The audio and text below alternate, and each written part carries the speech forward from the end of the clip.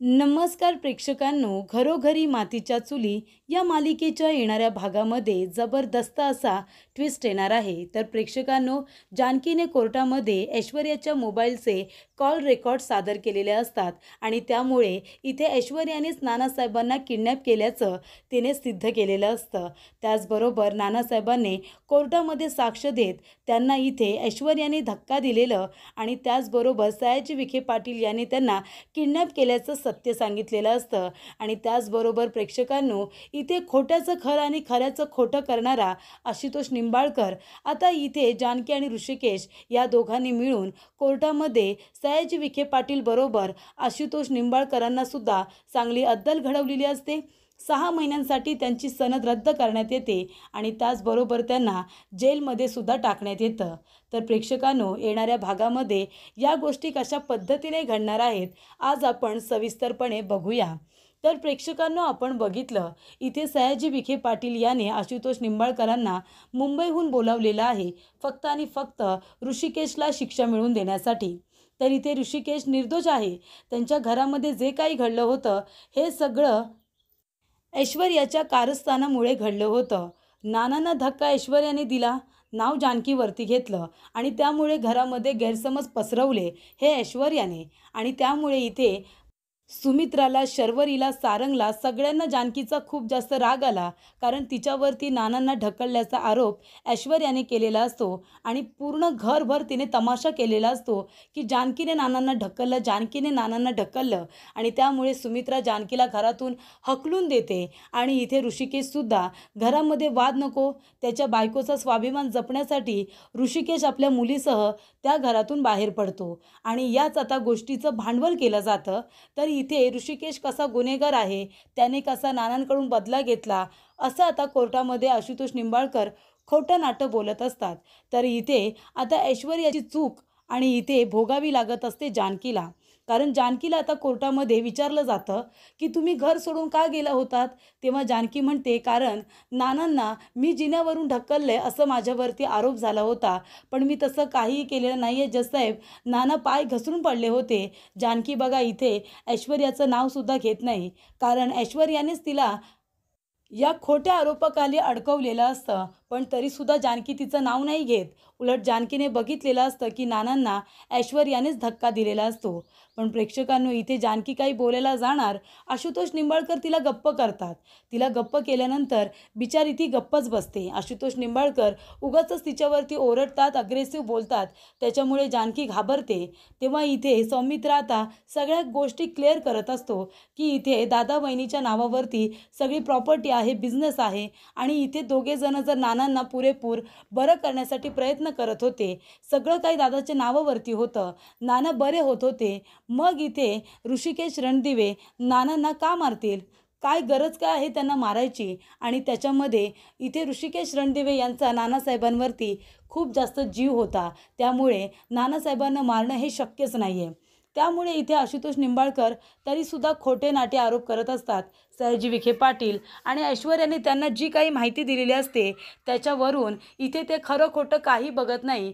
फक्त ऋषिकेशसारखा मुलगा हा खूप भयानक आहे, याला कठोरातली कठोर शिक्षा झाली पाहिजे, कारण आज यांनी त्यांच्या नानांचा खून केलाय, उद्या उठून अजून कुणीतरी आपल्या वडिलांचा खून करेल प्रॉपर्टीसाठी आणि ते समाजासाठी किती मोठं धोक्याचं आहे, असं आशुतोष निंबाळकर सातत्याने बोलत असतात आणि म्हणत असतात की नानासाहेब रणदिवे यांचा खून ऋषिकेश यांनीच केलेला आहे.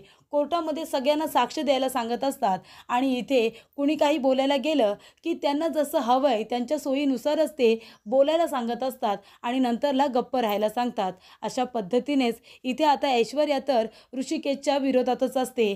ती तर ऋषिकेशच्या विरोधातच बोलते, जे काही बोलते तेवढं. त्यानंतर सुमित्रासुद्धा सगळं काही विरोधातच बोलते, सारंगसुद्धा विरोधात बोलतो, शर्वरीसुद्धा ऋषिकेशच्या बाजूने बोलत नाही, सगळेजण त्याच्या विरोधात बोलतात. त्यामुळे इथे ऋषिकेशची केस खूपच जास्त वीक होत असते. आणि जेव्हा इथे हे सगळेजण बोलत असतात तेव्हा एक जानकीला फोन येतो आणि जानकी तिथून निघून जाते. तर प्रेक्षकांनो, जानकी कुठे जाते?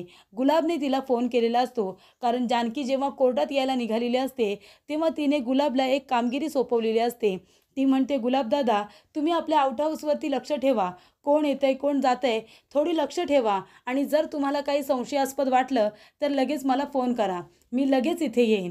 तेव्हा गुलाबदादा म्हणतात की तुम्ही अजिबात काळजी करू नका वहिनी, मी तुम्हाला फोन करेन. आणि गुलाबदादा आउटहाऊसच्या बाजूला लपून बसतात. तेव्हा इथे संपत आतमध्ये जाताना दिसतो. तेव्हा गुलाबदादा जानकीला फोन करतात. जानकीला फोन गेल्यानंतर ती खूपच जास्त आधीच अस्वस्थ असते, कारण संपूर्ण कुटुंब ऋषिकेशच्या विरोधात साक्ष देत असतात, त्यांच्या विरुद्ध बोलत असतात. फक्त अवंतिका ऋषिकेशच्या आणि जानकीच्या बाजूने बोलते. त्यानंतर प्रेक्षकांनो, इथे जानकी आता कोर्टामधून बाहेर निघून जाते. तेव्हा इकडे ऐश्वर्याला असं वाटत असतं की जानकीला बघवत नाहीये, तिच्या नवऱ्याला आता शिक्षा होणार आहे. तिला आनंद झालेला असतो. आणि त्यानंतर प्रेक्षकांनो, इथे जानकीने हळूच ऐश्वर्याचा मोबाईल काढून घेतलेला असतो. ते काही ऐश्वर्याला आता माहिती नसतं. त्यामुळे इथे ऐश्वर्या आता इथे बिनधास्त बसलेली असते की आता ऋषिकेशला शिक्षा होणार.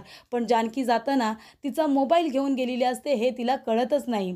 आणि गेल्या गेल्या ती तो मोबाईल देते. त्यातले सगळे कॉल रेकॉर्ड्स जे महिनाभराचे असतात, जे 2 महिनाभराचे असतात, सगळे कॉल रेकॉर्ड्स ती जाऊन आता काढून घेते आणि पुरावा म्हणून तिच्या जवळ ठेवते. त्याचबरोबर प्रेक्षकांनो, जानकी धावत पळत आता घरी जाते. आउटहाऊसच्या इथे गेल्यानंतर ती म्हणते, गुलाबदादा काय माहिती मिळाली? तेव्हा गुलाब म्हणतो की संपत एक माणूस इथे आता आतमध्ये गेलेला आहे. त्याला मी आतमध्ये जाताना बघितलं, पण तो मागच्या बाजूने गेला. तेव्हा जानकी म्हणते, ठीक आहे, आता आपण एक काम करूया, त्या माणसाला आपण आता गाठूया. आणि प्रेक्षकांनो, जानकी आणि गुलाबदादासुद्धा मागच्या बाजूने जातात आणि तिथे गेल्यानंतर संपतच्या डोक्यात मारतात. तेव्हा इथे संपत त्याला थांबवण्याचा प्रयत्न करत असतो. पण इथे गुलाबदादा आणि इथे जानकी दोघेजण मिळून संपतला चांगला धडा शिकवतात. आणि इथे आता जानकी म्हणते, चला गुलाबदादा, नानासाहेबांना आपल्याला आता कोर्टामध्ये घेऊन जायचं आहे. त्यानंतर इथे जानकी नानासाहेबांची विचारपूस करते, तुम्ही बरे आहात ना? तेवढ्यातच इथे आता नानासाहेब म्हणतात की आधी मला कोर्टात घेऊन चल, माझ्या मुलाला मला वाचवायचं आहे. माझ्या ऋषिकेशने काही केलेलं नाही आहे, पण त्याला इथे खूप मोठ्या संकटात आता लोकांनी टाकलेलं आहे. त्याला इथे फसवण्याचा प्रयत्न करतायत. माझ्या खोट्या खुनाच्या आरोपाखाली त्याला इथे जेलमध्ये टाकले. मला सगळं काही माहिती आहे. मला लवकरात लवकर इथून घ्या आणि कोर्टामध्ये चला. तेव्हा प्रेक्षकांनो, जानकीच्या जीवात जीव येतो की तिला निदान कळलेलं तरी असतं की नानासाहेबांना या सगळ्याची जाणीव आहे. आणि त्यानंतर जानकी आणि गुलाब दोघेजण नानासाहेबांना कोर्टामध्ये घेऊन जातात. तिथं जाईपर्यंत आता कोर्टाचा निकाल हा जाहीर होत असतो की इथे DNA रिपोर्ट मॅच झालेले आहेत, हाताचे ठसे सापडलेले आहेत. ऋषिकेश सांगत असतो की ते ठसे माझे आहेत, पण मी त्या माणसाला मदत करत होतो, मी त्याच्यावरती माझे ठसे मिळाले म्हणून मी खून केला असा होत नाही. ते सगळं सामान मी उचलून देत होतो. तरीसुद्धा इथे कोर्टामध्ये आता फक्त DNA टेस्टचा आता मुद्दा पुढे घेतला जातो आणि फक्त एवढंच बोललं जातं, हे सगळं ऋषिकेशने का केलं? कारण तो सावत्र मुलगा आहे म्हणून, तो फक्त सावत्र मुलगा आहे म्हणून. हे सगळं जेव्हा ऋषिकेश ऐकतो तेव्हा या सावत्र शब्दाची त्याला खूप जास्त चीड येते, त्याला त्रास होत असतो. तर इकडे सावत्र मुलगा आहे म्हणून त्याने आपल्या नानांना मारलं असं इकडे आता सगळेजणच बोलायला लागतात. त्यामुळे इथे ऋषिकेशला फारच वाईट वाटतं. ऋषिकेश म्हणतो, असं काय नाही आहे. तर इकडे आपल्या 3 मुलांच्या नावावरती सगळी प्रॉपर्टी केली आणि ऋषिकेशच्या नावाने प्रॉपर्टी केली नाही म्हणून सावत्र मुलगा म्हणून त्याने आपल्या वडिलांचा काटा काढला. जेव्हा असं इथे आशुतोष निंबाळकर बोलतात तेव्हा ऋषिकेशच्या पायाखालची जमीनच सरकते प्रेक्षकांनो. त्यानंतर इथे आता ऋषिकेश त्याला तर आता वाटतं की माझं काही खरं नाही आहे, आता मला शिक्षा होणारच. पण इथे प्रेक्षकांनो, जानकी असताना ऋषिकेशला शिक्षा होऊ शकत नाही. तेव्हा इथे कोर्टामध्ये आता शेवटचा निकाल देणार. तेवढ्यातच जानकी येते आणि म्हणते, थांबा. तेव्हा आशुतोष निंबाळकर तिच्याकडे रागाने बघतात आणि म्हणतात, गप्प बस तू, आता कोर्ट निकाल देणार आहे. आता तुझ्या नवऱ्याला वाचवण्यासाठी तुझ्याकडे काहीच पुरावा नाही आहे, कळलं ना? खोटे नाटे पुरावे घेऊन येऊ नकोस. तेव्हा जानकी म्हणते, आधी तोंड सांभाळून बोला, कसं बोलायचं ना ते शिका, वकील आहात ना तुम्ही? त्यानंतरला इथे जानकी म्हणते की आता मी कोर्टामध्ये असं साक्षीदार उभा करणार आहे, त्याला उभं केल्यानंतर ह्या कोर्टाचा निकालच बदलेल, पूर्ण केसच बदलेल आणि तुमचा निकालसुद्धा तुम्हाला बदलावा लागेल. तेव्हा इकडे जानकी आता नानासाहेबांची व्हीलचेअर घेऊन येते. तेव्हा सगळ्यांना खूप मोठा धक्का बसतो की नानासाहेब जिवंत कसे, नानासाहेबांना मारले या खोट्या गुन्ह्याखाली ऋषिकेशवरती इथे कोर्ट कचेरी झालेली असते आणि ते नानासाहेब तर जिवंत आहेत. मग इथे ऋषिकेशला एवढा मोठ्या गुन्ह्याखाली अटक का केले, त्याला इथे फसवण्याचा प्रयत्न का केला गेलाय, असे प्रश्न असंख्य लोकांच्या मनामध्ये उभे राहतात. मग हा सगळा घाट कशासाठी, कोर्टाचा एवढा वेळ वाया का घालवला गेला, हे सगळं आता समोर येत असतं. सयाजी विखे पाटील, ऐश्वर्या यांनीच ही गोष्ट ताणून धरलेली असते की ते नानासाहेब आहेत आणि ऋषिकेशनेच नानासाहेबांना मारले. ऋषिकेश असा, ऋषिकेश तसा, असं ऐश्वर्या आणि सयाजी विखे पाटील हे दोघे जण ओरडून ओरडून कोर्टामध्ये सांगत असतात. आणि आता ते सगळं खोटं सिद्ध झालेलं असतं, कारण नानासाहेब हे जिवंतच असतात आणि जानकीचा विश्वास खरा ठरलेला असतो. तेव्हा प्रेक्षकांनो, इथे सगळेजण तोंडावरती पडलेले असतात. जेवढे नानासाहेब नाही आहेत असं म्हणत असतात, सारंग, शरू, सौमित्र, अवंतिका, त्याचबरोबर सुमित्रा, सगळेजण तोंडावरती पडतात. त्यांनासुद्धा कळतं की नाना जिवंत होते आणि म्हणूनच जानकी वहिनी एवढं कॉन्फिडंटली बोलत होती. त्यानंतर इथे जानकी म्हणते की हे बघा, म्हणजे ज्या नानांना मारल्याच्या खुनाखाली तुम्ही माझ्या नवऱ्याला अरेस्ट केले, त्यांना कोर्टामध्ये उभं केलं आहे, त्यांना गुन्हेगार म्हणून सिद्ध करताय एवढं ओरडून ओरडून, पण बघा तेच नाना जिवंत आहेत. मग जर ते आमचे नाना नाही आहेत, जी डेड बॉडी आहे ते जर आमचे नाना नाही आहेत, तर ऋषिकेश बरोबर कसे काय DNA मॅच झाले सांगा ना. म्हणजे तुमचीसुद्धा याच्यामध्ये मिलीभगत आहे ना. तर इकडे आता आशुतोष निंबाळकरांना जानकीने चांगला टोला दिलेला असतो, चांगला प्रश्न विचारलेला असतो. तुम्ही आता जे DNA रिपोर्ट सबमिट केले, तुम्ही काय म्हणालात, DNA मॅच झाला आहे. मग आता आमचे नानासाहेब जिवंत असताना त्या डेड बॉडी बरोबर ऋषिकेशचे DNA कसे काय मॅच झाले सांगाल का जरा वकील साहेब. तेव्हा इथे आशुतोष आता गप्पच बसतो. त्याला काही कळतच नाही की हे सगळं काय चाललंय. तो फक्त इथे एका कॉन्फिडंटनी नाही तर ओव्हर कॉन्फिडन्सने आलेला असतो की मी मुळशीला आलो आहे, मुंबईहून मी मुळशीला आलो आहे, तर इथे सयाजी विखे पाटीलला मी आता जिंकूनच जाणार. पण सत्य परिस्थिती काय आहे, ऋषिकेश खरोखर कसा आहे, त्याची ख्याती काय आहे, गावामध्ये कित्येक लोक त्याला का मानतात, त्याचा धाक म्हणून नाही तर त्याची माणुसकी म्हणून त्याला मानतात, त्याचा रिस्पेक्ट करतात, आदर करतात. ही गोष्ट तर इथे निंबाळकरांना एकदा जाणून घ्यायला हवी होती, पण ते नाही घेत. तेव्हा प्रेक्षकांनो, इथे नानासाहेब म्हणतात की आता मी सगळ्यांना सत्य सांगतोय, ते सत्य तुम्ही ऐका. तेव्हा नानासाहेब म्हणतात माझ्या ऋषिकेशने काही केलेलं नाही आहे, माझा ऋषिकेश निर्दोष आहे. ज्या लोकांनी मला किडनॅप केलं होतं, मला इथे ऋषिकेश आणि जानकी बरं करण्यासाठी प्रयत्न करत होते. मी ज्या दिवशी पायावरती उभा राहिलो, दुसऱ्याच दिवशी सगळेजण आपापल्या कामासाठी बाहेर गेले होते. तेव्हा मला ऋषिकेश, जानकी, सुमित्रा, त्याचबरोबर सारंग, सौमित्रा, अवंतिका सगळ्यांना एक गोष्ट सांगायची होती, सरूला सुद्धा मी सगळ्यांना एकत्रित बोलावलं होतं. मला सगळ्यांना हे सांगायचं होतं की जिन्यावरून धक्का मला जानकीने नाही तर जिन्यावरून धक्का मला ऐश्वर्याने दिलेला आहे. तर इथे ऐश्वर्या कट कारस्थानी आहे, ती माझं घर उद्ध्वस्त करण्यासाठी आली होती. आणि हे सत्य जेव्हा मला कळलं तेव्हा मी ते सत्य सगळ्यांना सांगायला जात होतो की इथे ऐश्वर्या आपल्या जानकीला धमकी देते की 1 महिन्याच्या आत मी तुला घरातून हकलून देईन आणि त्याचबरोबर संपूर्ण रणदिवे कुटुंब उद्ध्वस्त करून टाकेन, कारण माझं लग्न हे सौमित्रबरोबर तू होऊ दिलं नाहीस आणि सारंगबरोबर, त्या सारंगबरोबर मला लग्न करावं लागलं. तो राग तिच्या मनामध्ये होता आणि त्यामुळे त्या रागापोटी ती आपलं घर उद्ध्वस्त करण्यासाठी इथे आलेली आहे. आणि हे सत्य मला कळल्यानंतर मी सगळ्यांना ते सांगायला येणार, तेवढ्यातच मला ऐश्वर्याने धक्का दिला आणि मला खाली पाडलं. त्यानंतर इथे जानकीवरती खोटा आरोप केला की तिने मला ढकललं आणि त्यामुळे गैरसमज पसरले, जानकीला घरातून हकलून दिलं. पण तरीसुद्धा इथे जानकी सगळं काही सिद्ध करून, आमचं घर वाचवून, बिझनेस वाचवून ती पुन्हा घरामध्ये आली. आणि मी ॲडव्होकेट साने यांना घरी बोलावून एक विलचे पेपर तयार करून घेतले होते. त्याच्यामध्ये पार्वतीने सगळी तिच्या नावाची प्रॉपर्टी ऋषिकेशच्या नावावरती केली होती आणि कंपनीसुद्धा आणि राहतं घरसुद्धा. त्याच्यामुळे ती खरी विलचे पेपर होते जे मी देवाऱ्यामध्ये ठेवले होते. आणि नेमका देवारा या मूर्ख ऐश्वर्याने जेव्हा तिने खोटे विलचे पेपर तयार केले, त्याच्यामध्ये देवारा ऋषिकेशच्या नावावरती केला आणि त्यामुळे त्या देवाऱ्यामध्ये जे प्रॉपर्टीचे पेपर होते ते जानकी आणि ऋषिकेश कडेच गेले. तर इकडे प्रेक्षकांनो, आता नानासाहेबांनी सगळं सत्य सांगितलेलं असतं.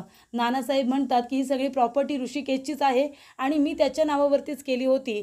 पण हे जेव्हा ऐश्वर्याला कळलं तेव्हा ऐश्वर्याने सगळी प्रॉपर्टी ही सारंगच्या, त्याचबरोबर इथे सौमित्रला शेती आवडत नाही, त्याला ती शेती देऊन टाकली. आणि सगळ्या भांडणाचं मूळ ही ऐश्वर्याच आहे.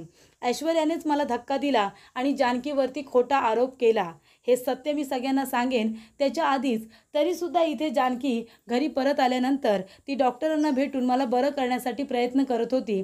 ज्या क्षणी मी बरा झालो आणि सगळ्यांना सत्य सांगणार होतो परत एकदा, तेव्हासुद्धा दुसऱ्याच दिवशी मला गायब करण्यात आलं आणि मला किडनॅप करण्याच्या मागे हात आहे इथे ऐश्वर्याचा आणि सयाजी विखे पाटीलचा. या दोघांनी मिळूनच मला किडनॅप केलेला आहे आणि मला आमच्या आउट हाऊसमध्ये लपून ठेवलं होतं. तर प्रेक्षकांनो, इथे नानासाहेबांनी आता सगळं सत्य स्वतःच्या तोंडून कबूल केलेलं असतं. त्यामुळे इथे ऋषिकेश आणि जानकी दोघेही निर्दोष आहेत. त्याचबरोबर प्रेक्षकांनो, इथे ऐश्वर्या म्हणते खोटं आहे, सगळं खोटं आहे. तेव्हा नानासाहेब म्हणतात मी खोटं बोलतोय, खरं मग तू बोलतेस का? तेव्हा इथे प्रेक्षकांनो, आता जानकी म्हणत असते की हे बघा, हे कॉल रेकॉर्ड्स आहेत ऐश्वर्याच्या मोबाईलचे. तुम्ही हे बघू शकता. या कॉल रेकॉर्ड्समध्ये ऐश्वर्याने कधी कधी आणि कुणाकुणाला फोन केले ते बघा. हे सगळे तिची माणसं आहेत ज्यांनी नानासाहेबांना किडनॅप करण्यामध्ये हातभार लावला होता. हे सगळ्यांचे नंबर आहेत. तर इथे या लोकांनीच नानासाहेबांना किडनॅप केलं होतं आणि गोडाऊनमध्ये ठेवलं होतं. त्याच्यानंतरला पनवेलवरून आणून आमच्याच आउट हाऊसमध्ये ठेवलं होतं. त्यानंतर इथे संपतलासुद्धा आणला जातो. संपतसुद्धा इथे आता साक्ष देतो की हे सगळं त्याने सयाजी विखे पाटील आणि ऐश्वर्याच्या सांगण्यावरूनच केलं होतं. त्यामुळे इथे आता जानकीने मोबाईलचे रेकॉर्ड्स दाखवल्यानंतर त्याच्यामध्ये तिने ज्या ज्या माणसांना फोन केलेले असतात त्यातले अर्धे नंबर तर स्विच ऑफ असतात आणि अर्धे नंबर जे लागतात ते गुन्हेगार लोक आहेत हे आता सगळ्यांच्या लक्षात आलेलं असतं. आणि संपत तर तिथे असतोच. संपतने साक्षीमध्ये सांगितलेलं असतं की इथे ऐश्वर्या त्याचबरोबर सयाजी विखे पाटील हा त्यांचा डाव होता. त्यांच्या सांगण्यावरूनच हे सगळं करण्यात आलं होतं. तरी ते गुलाबदादाच्या मदतीने कसं जानकीने नानासाहेबांना सोडवलं हे सुद्धा ती आता कोर्टामध्ये सांगते आणि गुलाबदादासुद्धा त्यांची साक्ष देतात. त्याचबरोबर इथे प्रेक्षकांनो, आता सयाजी विखे पाटील आणि ऐश्वर्या या दोघांनी मिळून नानासाहेबांना किडनॅप केलं, ऐश्वर्याने धक्का दिला, हे सगळं तर समोर आलेलं असतं. पण DNA रिपोर्ट कुणी बदलले. तेव्हा जानकी म्हणत असते की वकील साहेब, तुम्ही तर वकील आहात ना, तुम्ही तर प्रत्येकाला न्याय मिळवून दिला पाहिजे. पण इथे खोट्या लोकांची बाजू घेऊन खऱ्या लोकांना जर तुम्ही असे खोटं बोलून जेलमध्ये टाकायला लागलात तर वकिलांवरचा विश्वास उडेल. कळतंय का तुम्हाला? ती जर डेड बॉडी आमच्या नानांची नाही आहे तर DNA रिपोर्ट मॅच झाला कसा? हे सगळं तुम्हीच केलं असेल. आणि तुम्ही ओरडून ओरडून म्हणत होता ना की ऋषिकेश रणदिवेने नानांचा खून केलाय. अहो, तुमच्याकडे तसे ठोस पुरावे होते का?